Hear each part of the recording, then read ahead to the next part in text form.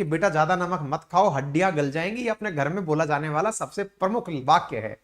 और ऐसा कह के हमारे घर वाले हमको काफी बार चेतावनी भी देते हैं कि बेटा ज्यादा नमक ऊपर से मत डालो। अच्छा, ये तक कहा जाता है कि ऊपर से मत डालो तुम, ठीक है, तुम्हें नमक जो हमने बनाकर दे दिया बस उतना खा लो। आप कहते हैं ठीक है, तो आप ढंग से क्यों नहीं डालते? मेरा बड़ा तकिया कलाम है ये, आप सही से डालती मम्मा, आप सही से डालती भी पत्नी जी, तो हम इसके ऊपर से नमक ना डालते। आपने कम डाला इसलिए डाल लिया हमने, हम उनके ऊपर डाल देते हैं। यानी यहां लड़ाई चल रही होती है पका नमक या कच्चा नमक, जबकि ऐसा कोई कंसेप्ट है नहीं। ठीक है, चलिए एक लड़ाई तो ये लड़ लेते हैं हम लोग। घर वाले हमको डराने के लिए कह रहे होते हैं बेटा तुम्हारी हड्डियां गल जाएंगी अगर तुम ज्यादा नमक खा रहे होते हो। तो ये बात हमको इसलिए लगती है सही सी कि यार नमक तो वाकई में बहुत सी चीजें गला देता है, हमारे अचार मुरब्बे सब गल के आते ही है नमक से, तो हड्डियां भी गल जाएंगी। ये एक आर्ग्यूमेंट है। लेकिन आपको पता है नमक खाना शरीर के लिए जरूरी भी है और ज्यादा खाना गैर जरूरी है। मतलब अगर आप में से कोई आज ही मोटिवेट होकर के ये कसम खा ले अब भाई साहब मैं नमक कत्ते ही नहीं खाऊंगा, आज का सेशन मैंने सुन लिया है, तो पूरा सेशन सुन लेना। कारण ये है कि नमक खाना जरूरी है, मात्रा से अधिक नहीं। मतलब ये वो वाली चीज है कि अगर आप लिमिट क्रॉस करेंगे तो मरेंगे। लिमिट में रहना तो बहुत ज्यादा जरूरी है, क्योंकि आपके नर्वस सिस्टम को चलाने के लिए आपके बॉडी के अंदर जितने भी प्रकार की संवेदनाएं, सूचनाएं जो एक जगह से दूसरी जगह जा रही हैं, उनके लिए सोडियम पोटेशियम पंप का सही से कार्य करना बहुत ज्यादा जरूरी है। सोडियम की मात्रा अगर आपके शरीर में से कम हो जाएगी तो निश्चित ही वो भी बहुत ज्यादा दिक्कत का विषय है ना। तो नमक की मात्रा जरूरी है, इसलिए आज आप इस सेशन को ध्यान से सुने, क्योंकि दुनिया में इस प्रकार की खबरें छपना शुरू हो गई हैं कि Indian continue to eat more salt than WHO recommendation. WHO का रिकमेंडेशन है 5 ग्राम प्रतिदिन, लेकिन हम जो है इससे कई गुना ज्यादा नमक खा रहे हैं। औसत 3 ग्राम ज्यादा नमक हम लोग खाते हैं। अच्छा, मैं आपका सेशन जब कर रहा था तो अपने आप को ये रिमाइंड करा रहा था कि यार अपन कितना नमक खाते हैं। मैंने कहा इस हिसाब से अगर एक दिन में 5 ग्राम नमक खाया जाए तो टेक्निकली एक महीने में 150 ग्राम नमक कंज्यूम करना चाहिए। अगर घर के अंदर 5 सदस्य हैं तो 750 ग्राम, 6 सदस्य हैं, बच्चों के लिए अलग अलग क्वांटिटी है। चलिए बड़ों को भी अगर हम लेकर चलें तो बड़े भी अगर घर के अंदर 4 लोग हैं जैसे हमारे घर में, तो टेक्निकली भाई 600 ग्राम टोटल नमक एक महीने में कंज्यूम होना चाहिए। फिर जाकर के तलाशा भाई अपने घर में नमक की थैलियां कितनी आती हैं, तब दिमाग खप गया। मैंने कहा भाई अगर नापना है तो ऐसे नापो यार, नमक तो गजब कंज्यूम हो रहा है। ये टेंशन की बात है, और जब टेंशन है ना तो आप भी अपने घर में इस टेंशन को नाप कर देखना। आपको एक महीने में 150 ग्राम नमक खाना था, आप सोच कर देखना कितने नमक की थैलियां आप एक महीने में लाते हो। आज अपने पापा मम्मी से ये बात पूछना। और हाँ, ये भी सुन लो ध्यान से, आपकी नजर में जो भी जिसकी आपको सेहत की परवाह है उसे ये वीडियो फॉरवर्ड कर देना। ये आपका उनके प्रति एक बहुत बड़ा उपकार होगा, ताकि आप इस घटना को ऑथराइज्ड तरीके से उनसे शेयर कर पाएंगे। मैंने काफी कुछ यहां पर आपकी जानकारी के लिए साझा किया है, ठीक है ना। Salt intake by Indian 3% higher, ये ICMR का भी कहना है।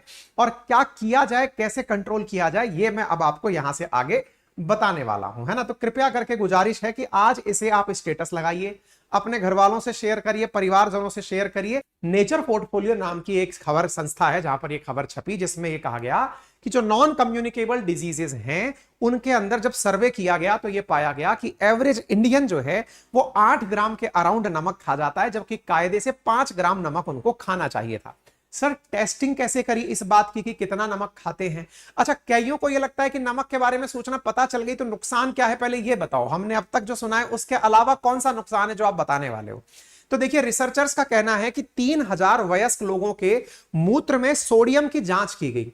उसके अंदर डेली की मात्रा का अनुपान लगा करके ये फॉर्मूला प्रॉपर तरीके से यूज करके पता लगाया गया कि नमक का जो प्रॉपर घटक है वो सोडियम है, और सोडियम की मात्रा मूत्र में बढ़ गई है। इसका मतलब आपने कंज्यूम ज्यादा किया है, इसलिए वो ज्यादा बाहर निकल कर आ रहा है। अच्छा, अब यहां पर थोड़ा सा जिनको साइंस आती है, बेसिक साइंस जिन्होंने आज तक पढ़ी है, वो सूत्र तो जानते ही है नमक का। NaCl होता है, सोडियम और क्लोरीन दोनों इसके साथ में होता है, सोडियम क्लोराइड फॉर्मूला इसका आप यूज करते हैं। NaCl के साथ साथ बहुत सारे सॉल्ट आप अपेक्षा में लेते हैं कि भाई इसमें हो सकता है पोटेशियम भी होता तो बढ़िया होता, मैग्नीशियम भी होता तो बढ़िया होता, क्योंकि ये सब चीजें ऐसी हैं जो हमारे शरीर में कहीं ना कहीं थोड़ी बहुत मात्रा में जरूरी हैं। लेकिन हम जिस नमक को कंज्यूम करते हैं, जिस टेबल सॉल्ट को कंज्यूम करते हैं, उसके अंदर सोडियम की मात्रा ज्यादा होती है। NaCl ही हम प्रॉपर तरीके से यूज करते हैं, जिसकी वजह से हमें हाई ब्लड प्रेशर और उसके खतरे को मतलब प्रॉपर तरीके से बढ़ने का मतलब वो रहता है। दिल का स्ट्रोक जैसी चीजें जो है वो इसकी वजह से बढ़ती हुई पाई जाती हैं, ठीक है साहब। WHO ने 5 ग्राम रिकमेंड किया हुआ है एक व्यक्ति को। 5 ग्राम कितना होता है? तो अगर आप इस तस्वीर को देखें तो संभवतः आप पहचान पाएंगे कि 5 ग्राम कितना है। यह है 5 ग्राम, एक चाय का चम्मच जो होता है ना उतना, टी स्पून जितना। और हम ले कितना रहे हैं? जैसे चीनी भर रखी हो ना, डबल डबल करके हम इतना पहाड़ बना करके नमक एवरेज ले रहे हैं। आप में से कई भाई तो इससे भी ज्यादा लेते होंगे, ठीक है ना।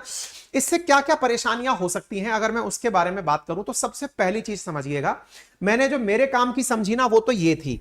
आप पूछेंगे आप अपने काम की कैसे कह रहे हैं इसे? मैंने अपने काम की इसको ऐसे समझा, बाकी तो सब काम की है ही। मोटापा बढ़ाने में नमक का जो योगदान है ना, मैं यहां से थोड़ा सा कंक्लूड किया, आप भी इसको समझिएगा।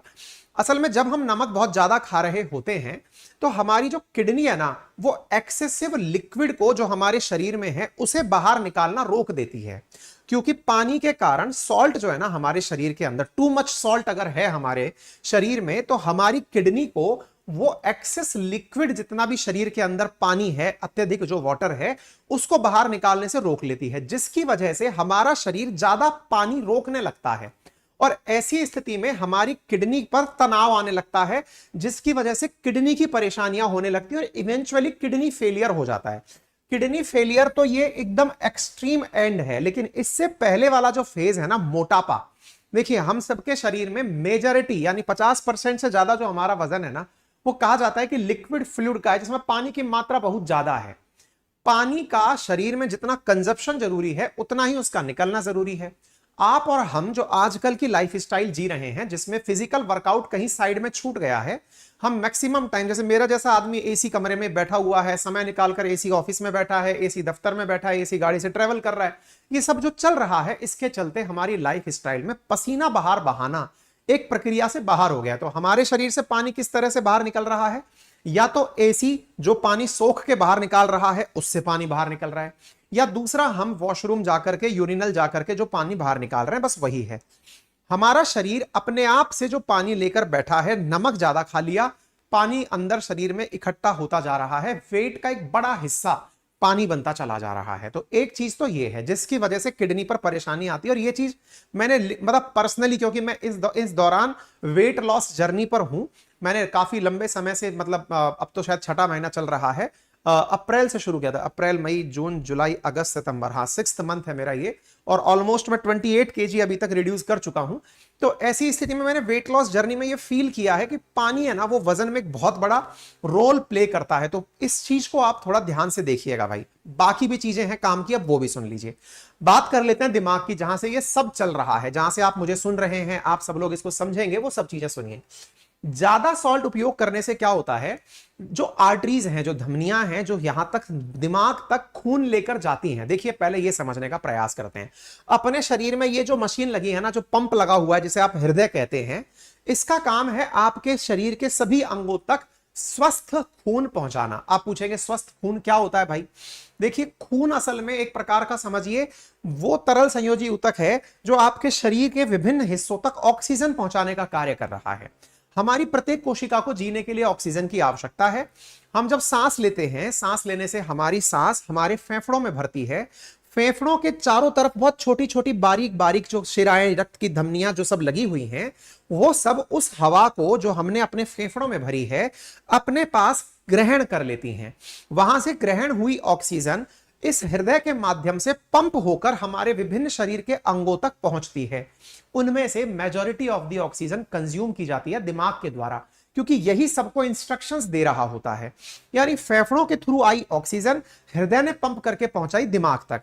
दिमाग तक जितनी ज्यादा ऑक्सीजन पहुंचती है, आप उतना अच्छा अच्छा फील करते हैं। आपने कई बार देखा होगा, आप लोगों को उबासियां आ रही होती हैं, आप मुंह ऐसे कर करके कर रहे होते हैं, वो क्या है? असल में आपका दिमाग आपको सिग्नल दे रहा होता है, भाई ऑक्सीजन की कमी हो गई है, चाहे मुंह खोल चाहे नाक खोल, ज्यादा हवा ले अंदर, ऑक्सीजन की कमी हो गई। आप देखिएगा कमरे में जब कभी आपको घुटन होगी तो आपको नींद सा आने लगेगा, क्योंकि दिमाग आपका ऑटोमेटिक संदेश भेजता है कि भाई दिमाग को शट डाउन करो, क्योंकि ज्यादा चलेगा, ज्यादा ऑक्सीजन कंज्यूम करेगा, और ज्यादा ऑक्सीजन कंज्यूम करेगा तो इतना ऑक्सीजन तो है ही नहीं, सब खराब हो जाएगा। ऐसी स्थिति में दिमाग को बरकरार रखने के लिए ज्यादा ऑक्सीजन की जरूरत होती है। इसीलिए आपने देखा होगा, आपने अपनी पुरानी जितनी भी परंपराएं सुनी है, जिसमें गुरुकुल परंपरा थी, बच्चों को खुले में बैठकर पढ़ाया जाता था। लेकिन आजकल वो सब परंपराएं कहीं पीछे छूट गई हैं। हम सब लोग एसी कमरों में बैठकर पढ़ लिख रहे हैं, बंद कमरों में ना खिड़कियां हैं ना कुछ है, हम जितना भी कंज्यूम कर रहे हैं बिना ऑक्सीजन के चल रहा है, वहीं पर ऑक्सीजन इनहेल एक्सहेल हो रही है, कार्बन डाइऑक्साइड, तो दिमाग शाम तक पहुंचते पहुंचते इतना सुन्न हो जाता है कि आप पढ़ने तो बैठते हैं, दिमाग में कुछ जा नहीं रहा होता है। तो पढ़ने वाले विद्यार्थी विशेष रूप से इस बात का ध्यान रखें कि यदि आप एक तो खुले स्थान पर नहीं पढ़ रहे हैं, नंबर एक, और दूसरा खुले से मतलब है जहां प्रॉपर वेंटिलेशन आता हो, हवा आसानी से आती जाती हो, और दूसरा आपने नमक ज्यादा कंज्यूम कर रखा है, तो पहला आपके शरीर में ऑटोमेटिक ऑक्सीजन तो पहले कम आ रही है, आपका दिमाग चल नहीं रहा है। फिर कई घर वाले आपसे कहते हैं अरे कुछ खाया पिया कर दिमाग चलेगा, बादाम बादाम खाया कर। अरे बादाम नहीं, इसको हवा खिलाओ, इस दिमाग को हवा खिलाओ, चलने लगेगा, ठीक है। नमक कम खिलाओ, क्योंकि इसके वजह से दिमाग में जो ऑक्सीजन लेकर आर्टरीज जा रही हैं वो खराब हो रही हैं, वो सही से ले जा नहीं पा रही हैं, जिसकी वजह से डिमेंशिया हो रहा है। आप पागलों की तरह बिहेव करने लग रहे हैं, आप भूलने लग रहे हैं, चीजें आपको याद नहीं रहने लग रही हैं, क्योंकि इस दिमाग के पास ऑक्सीजन नहीं पहुंच पा रही है। तो ये बहुत बड़ा कारक है, विद्यार्थी वर्ग इसे ध्यान से समझे, बाकी भी समझे। आज अगर हम जैसे नौकरी पेशा लोग भी इस बात को समझे तो जरूरी है। मैं आपको तो कह ही रहा हूं, खुद को भी कह रहा हूं, ये चीज सुनते चलिएगा। अच्छा, दूसरा इसके अलावा और क्या है, इसके अलावा हमारे शरीर में और भी, जैसे भाई दिमाग के पास ही थोड़ी जाना, आज मेरी उंगलियां चल रही हैं, पैर चल रहे हैं, जबान चल रही है, इन सब में ऑक्सीजन के लिए आने वाली धमनियां लगी हुई हैं, जो इनको धड़ाधड़ आर्टरीज लगी हुई हैं, जो इनको ऑक्सीजन भेज रही हैं। होता क्या है, जब आप बहुत ज्यादा नमक खाते हैं तो उसकी वजह से ब्लड का प्रेशर बढ़ जाता है, ब्लड का प्रेशर बढ़ जाता है, जिसकी वजह से हमारी जो धमनियां हैं जो थिक हो चुकी हैं, उनको ये पंपिंग की दिक्कत आती है कि यार इसको पहुंचाना कैसे है वहां तक।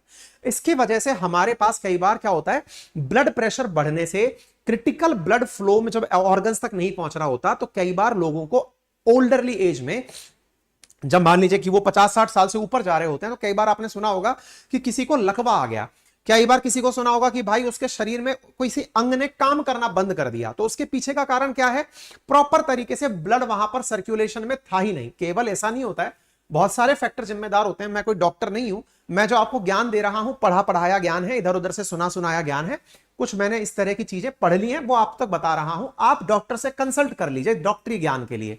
लकवे में केवल ऑक्सीजन को जिम्मेदार ठहरा दिया जाए, लोग कहेंगे पागल हो गया ये मास्टर। तंत्रिका तंत्र का भी काम होता है, बिल्कुल होता है, जानता हूं मैं। अभी चूंकि नमक की बात कर रहे हैं इसलिए उसी पर फोकस किया जा रहा है, बाकी भी फैक्टर जिम्मेदार हैं, आप समय निकालकर उन्हें भी जान लीजिएगा। ऐसे ही हार्ट के बारे में अगर बात करें तो ज्यादा नमक अगर आपने यूज कर लिया तो इसकी वजह से हार्ट इटसेल्फ में आपको दर्द होने लगता है। क्यों होने लगता है, क्योंकि हमारी जो आर्टरीज है वो भी धीरे धीरे ब्लॉक होने लगती है ज्यादा नमक से। ये 4 बड़े फैक्टर्स हैं जिनको जिनको पतला होना है। अब अचानक जैसे एक बार मेरे दिमाग में ये ख्याल आया कि अब मैं नमक नहीं डालूंगा, तो नमक नहीं डालूंगा, लेकिन मुझे बाद में पढ़ के पता चला नहीं भाई चाहिए 5 ग्राम तक नमक चाहिए। ऐसे दिमाग के केस में पता चला कि नहीं भाई नमक थोड़ा बहुत तो चाहिए, क्योंकि सोडियम पोटेशियम पंप का भी सही से चले रहना जरूरी है, ठीक है ना। तो कुल मिलाकर के मतलब क्या है, आपको ज्यादा नमक नहीं लेना है, लेकिन अगर कम नमक लेना शुरू कर दिया तो वो भी आपके शरीर के लिए अच्छा नहीं है। इसलिए आप नमक को संतुलित लेने का प्रयास करें। कितना लेना चाहिए, तो देखिए अगर आप वयस्क हैं, 11 साल से बड़े हैं, तो 5 ग्राम नमक, यानी कि एक प्रकार से 1 टी स्पून जितना होता है ना, उतना, उसमें 2 ग्राम सोडियम होता है। जब आप 5 ग्राम नमक लेते हैं उसमें 2 ग्राम सोडियम इंटेक आपको जरूरी है, करना चाहिए। अगर 10 साल से छोटे हैं तो आपको 3 ग्राम नमक की आवश्यकता है। ऐसे ही जो आपके घर में छोटे बच्चे हैं उन्हें 2 ग्राम नमक की आवश्यकता है, यानी आप जितना नमक लेते हैं उससे आधा नमक। और 1 से 3 साल के बच्चे को 1 ग्राम नमक ही प्रतिदिन आवश्यकता है, यानी कि वो चुटकी भर नमक, वो कहते हैं ना चुटकी भर सिंदूर की ताकत तुम क्या जानो, तो यहां पर चुटकी भर नमक की ताकत आप सब जानो, ठीक है ना। अच्छा, तो रोज कितना नमक खाएं, इसके लिए आईसीएमआर की तरफ से भी यह कहा गया है कि हम लोग 5 ग्राम तक ही नमक खाएं। हम लोग एवरेज इंडियन जो है वो 8 ग्राम से ज्यादा नमक खा रहा है। अब एक बड़ा सवाल यह बनकर के आया, सर मैं तो ऊपर से नमक डालता ही नहीं हूं, मैं सेफ हूं। सर अगर आप यह सोच करके सुन रहे हैं तो कि मैं सेफ हूं, तो उसको मैं कहना चाहूंगा कि आपका यह डाउट नहीं, ये मिथ है, गलत फहमी है आपके दिमाग में। सच्चाई क्या है कि ऑलरेडी जो हम कंज्यूम करते हैं उसमें भी जरूरत से ज्यादा नमक है। बोले जैसे मैंने कहा, जैसे अगर आप ब्रेड खा रहे हैं, देखो आपको मालूम है घर में हमारे जब चपातियां बनती हैं उसमें भी नमक डला हुआ है, नमक डल के चपातियां आ रही हैं। ऐसे ही आप अगर बटर खा रहे हैं, अपना जो देसी घी निकाला वो तो ठीक है, लेकिन आजकल जो बटर लगाकर सॉल्ट के साथ कंज्यूम किया जा रहा है उसके अंदर क्या हो रहा है, ऑलरेडी आपको अमूल का घी पसंद आता है, वो बटर आता है जो उसमें सॉल्ट डला हुआ आ रहा है। ऐसे ही आप चाहे सीरियल्स खा रहे हैं या सॉसेस खा रहे हैं, उन सब में ऑलरेडी प्रोसेस्ड फूड जितना भी है ना, प्रोसेस्ड फूड की जो मियाद है वो बढ़ती ही ऐसे है, अगर उसमें आप ज्यादा सॉल्ट डालेंगे या ज्यादा मीठा डालेंगे तभी वो ज्यादा देर तक चल पाता है। अगर आप ऊपर से नमक नहीं भी डाल रहे हैं तो भी आप ज्यादा नमक खा रहे हैं, तो फिर क्या करें? तो भाई साहब आप केवल वही खाएं अपनी तरफ से, जो कि किसी ने बहुत अच्छे से एक लाइन बोली थी कि भाई आप केवल है ना जिसे डायरेक्ट खा सकते हो वही चीज खाएं। आपको अगर उसे पकाकर खाना पड़ रहा है तो आप स्वाद के लिए उसमें ऊपर से नमक ना डालें, और अगर ऐसा कर भी रहे हैं तो उसे प्रोसेसिंग तक मत जाने दीजिए। यानी जो भी खाना ज्यादा समय रखने पर खराब हो जाता है, समझिए वो आपके शरीर के लिए भी खराब है। आप उस तरह का फ्रूट, ताजा फल, ताजा सब्जियां, इस तरह की चीजें खाएं जो नेचुरली अपने साथ सॉल्ट लेकर आ रही हैं। एक दूसरा और पॉइंट निकल कर आता है, और वो क्या है? सर मैं स्वस्थ हूं, मेरे कोई भी हाई ब्लड प्रेशर नहीं है, तो क्या मुझे भी कम शुगर खाना चाहिए? देखिए क्या है, एवरीवन, जो भी व्यक्ति है, चाहे वो फिट है चाहे वो अनफिट है, सबको शुगर, ये सॉल्ट की मात्रा कंट्रोल करने की आवश्यकता है। क्योंकि आज आपका हार्ट फील सही कर रहा है, लेकिन सॉल्ट का कंजप्शन धीरे धीरे आपके शरीर के बहुत सारे क्षेत्र, क्योंकि देखिए आप बीपी चेक करते हैं, लेकिन क्या आपने किडनी का टेस्ट करवाया है लास्ट टाइम में? क्या आपने दिमाग का टेस्ट करवाया है कभी लास्ट टाइम में? आपको पता ही नहीं है और कहां कहां पर इंपैक्ट पड़ रहा है। हो सकता है आपका हार्ट मजबूत हो जो आपको लेकर आगे चल रहा हो, इसीलिए इस ट्रुथ को आपको जानना जरूरी है। अब कईयों के दिमाग में तीसरा सवाल आएगा, जैसे मेरे घर में ये बड़ा था, मेरे पिताजी जो कि फिजिकल ट्रेनर रहे हैं, उन्होंने एक इंस्ट्रक्शन दिया मुझे कि तुम ना ये जो टेबल सॉल्ट खाते हो इसकी जगह सेंधा नमक खाया करो। अच्छा, अब ये कहानी बड़ी इंटरेस्टिंग है। उनकी बात सुनने के बाद में, अपन तो वो वाली जनरेशन है जो हर चीज के पीछे प्रमाण मांगती है कि कारण बताइए कैसे होगा, तो हमने प्रमाण खोजा। देखिए हिमालयन जो पहाड़ी है ना अपनी, उस पहाड़ी से निकला हुआ नमक सेंधा नमक के नाम से, हिमालयन सॉल्ट के नाम से आया जाता है। आपने देखा होगा अपने घरों में ये कहा जाता है व्रत के दिनों में सेंधा नमक खा सकते हैं आप। तो सेंधा नमक जो है ना, उसकी कहानी क्या है अब वो भी समझिए। सेंधा नमक कैसे हमारे साधारण नमक से अच्छा है या बुरा है ये जानते हैं, ठीक है? चलिए, तो देखिए यहां पर जो सबसे इंपॉर्टेंट चीज निकल कर आती है वो क्या है। नमक आप खा रहे हैं, ठीक है, साधारण नमक खाना है, 5 ग्राम तक खाना है, समझ में आया। लेकिन अगर सेंधा नमक की बात की जाए तो वो हमारे शरीर के लिए फायदेमंद होता है। आज तो फिर मैं सेंधा सेंधा नमक ही खाऊंगा, खूब सारा खाऊंगा। रुकिए जरा, अति इसकी भी बुरी है। लेकिन अगर आप साधारण नमक के स्थान पर सेंधा नमक खाते हैं तो ये फायदेमंद कैसे है ये जान लीजिए। क्योंकि जो सेंधा नमक है उसके अंदर पोटेशियम की मात्रा अधिक होती है, जो ब्लड प्रेशर को कंट्रोल करने में मदद करता है। साथ ही साथ सेंधा नमक में कैल्शियम और मैग्नीशियम भी भरपूर मात्रा में होता है, जो हड्डियों के लिए फायदेमंद होता है।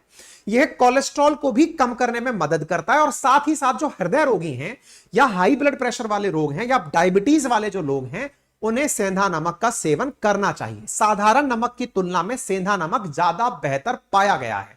इसके पीछे का बड़ा कारण जान लीजिए। जब हम 5 ग्राम साधारण नमक कंज्यूम करते हैं तो उसमें 2 ग्राम सोडियम होता है। सेंधा नमक में सोडियम के अलावा पोटेशियम भी है, मैग्नीशियम भी है, कैल्शियम भी है, जो हमारे शरीर के लिए बहुत ज्यादा उपयोगी है। कितना उपयोगी है अब इस तरह से समझ लीजिए। हमारी जो स्किन की हेल्थ है उसमें ये सोडियम के अलावा जो मैग्नीशियम, पोटेशियम, कैल्शियम जैसी चीजें हैं, ये हमारी स्किन की हेल्थ को अच्छा रखती है, हमारे हेयर की हेल्थ को अच्छा रखती है, हमारी जो डाइजेस्टिव प्रॉब्लम्स हैं उन्हें सही रखता है, साथ ही साथ हमारा जो डाइजेशन है उसे बढ़ाता भी है। साथ में कई बार आपने देखा होगा हमारे नाखून जो हैं वो पीले पड़ जाते हैं, उन्हें पीला पड़ने से सेंधा नमक रोकता है। इतना ही नहीं, जो हमारे श्वसन संबंधी दिक्कतें हैं उन्हें भी सेंधा नमक कंट्रोल करता है। अस्थमैटिक अगर कोई व्यक्ति है उसे भी सेंधा नमक बड़ा फायदेमंद होता है, क्योंकि रेस्पिरेटरी डिजीज को कंट्रोल करता है। और अगर आपके कहीं घाव है तो उस घाव को भी जल्दी भरने में मदद करता है। इसका मतलब सेंधा नमक साधारण नमक की जगह फायदेमंद है। चाहे सरदर्द हो उसमें भी यह फायदेमंद है, बाल और स्किन के लिए भी फायदेमंद है। फिर आपके दिमाग में सवाल आएगा, इन दोनों में फिर इतना अंतर है तो क्या इनका बनने का तरीका अलग है क्या? बिल्कुल अलग है। देखिए जो नॉर्मल साल्ट है ना, उसको बनाने के जो सामान्य तरीके हैं वो है इवोपरेशन से बनाना। यानी आपने देखा होगा गांधी जी ने दांडी यात्रा के माध्यम से समुद्र तट पर पहुंचकर, अरब सागर के तट पर पहुंचकर नमक बनाया था। नमक बनाने के लिए क्या किया जाता है, वहां पर पहुंच गए, इस प्रकार से समुद्र का खारा पानी लिया, उसे पानी से मतलब धूप से सुखाया, छोटी छोटी क्यारियों में पानी भरा, सुखा करके जब पानी उड़ गया उसकी जगह जो सॉल्ट बचे रह गए उससे नमक बना लिया। कुछ इस प्रकार से आप नमक के ढेर लगते हुए देखते भी होंगे। अगर नहीं देखा है तो आप हमारे राजस्थान में सांभर लेक देखने पहुंचे, बड़ा अच्छा लगता है राजस्थान में, बिल्कुल हिमालय की सी फीलिंग आती है। ऐसे ही आप चाहे गुजरात के तट पे पहुंचे, वहां पर भी नमक को बनते हुए आपने देखा होगा। इस प्रकार के समुद्र के पानी को आने दिया जाता है, फिर उसको क्यारियों में बना बनाकर सूखने दिया जाता है। जब वो सूखने लगता है फिर वहां से नमक को उठा लिया जाता है। ये तो एक तरीका है समुद्र से नमक तैयार करने का। दूसरा नमक है सेंधा नमक। सेंधा नमक कहां से बनता है? सेंधा नमक बनाने का जो तरीका है वो असाले हिमालय से बनकर आता है। हिमालय से बनकर आता है का मतलब क्या है? हमारे हिमालय में बहुत सारी ऐसी पहाड़ियां हैं जो कि ऑलरेडी नमकीन हैं। असल में नमकीन होने के लिए सॉल्ट के अंदर मतलब NaCl जो फॉर्मूला है, ऐसे ही कैल्शियम के साथ भी, ऐसे ही पोटेशियम के साथ भी, ऐसे मैग्नीशियम के साथ भी क्लोराइड के सॉल्ट बनते हैं। तो ये जो सॉल्ट्स है ना, ये वहां पर पहाड़ियों में मौजूद होते हैं। इस तरह से पहाड़ियों के अंदर से खान में से खोद खोद करके नमक को निकाला जाता है। इस प्रकार से उसे धोकर पैक किया जाता है और इस प्रकार की पैकिंग में आता है। कई बार आपने देखा भी होगा, आपने कई बार गांव देहात में गाड़ियों के ऊपर रख करके सॉल्ट को बेचते हुए लोगों को जाते हुए देखा होगा। कई बार वो नकली भी होता है। नकली कैसे होता है? वो लोग कहीं से भी कोई और प्रकार का नमक ले आते हैं, उसमें चाय के पानी से उसको रंग जो है वो हल्का सा ब्राउनिश कलर पहुंचा देते हैं। आपको लगता है ये ओरिजिनल है, तो वहां पर हम धोखा खा जाते हैं। तो असल में जो असली नमक है, जो खाने योग्य है, वो हिमालयन नमक है जो कि पहाड़ों से निकलकर आ रहा है। दुनिया में अगर नमक प्रोड्यूसर की बात करें तो इंडिया सेकंड लार्जेस्ट नमक प्रोड्यूसर है आफ्टर चाइना। उम्मीद है अब आपको यह पूरी इंफॉर्मेशन काम की लगी हो। तो कुल जमा बात इतनी है, चाहे नमक सेंधा हो चाहे साधारण हो, तो पहली बात, साधारण को सेंधा से रिप्लेस किया जा सकता है, नंबर एक। लेकिन हां, इसको लेकर के एक पॉइंट यह है कि साधारण नमक में आयोडीन मिलाकर दिया जाता है, इसलिए हमारी गॉइटर नामक बीमारी नहीं होती है। साधारण नमक के प्रचार प्रसार के लिए यह जानकारी अच्छी है, लेकिन सेंधा नमक में केवल आयोडीन नहीं है, यह कहकर अगर आप साधारण नमक ही खाते रहें तो आप आयोडीन का तो कोई और सोर्स भी ढूंढ सकते हैं, कोई दवा भी ले सकते हैं। लेकिन जो आपको और बीमारियां मिल रही हैं गॉइटर को बचाने के चक्कर में, और कहां कहां से आप हेलीकॉप्टर हुए जा रहे हैं, वो आपको संभालना है। ठीक है ना?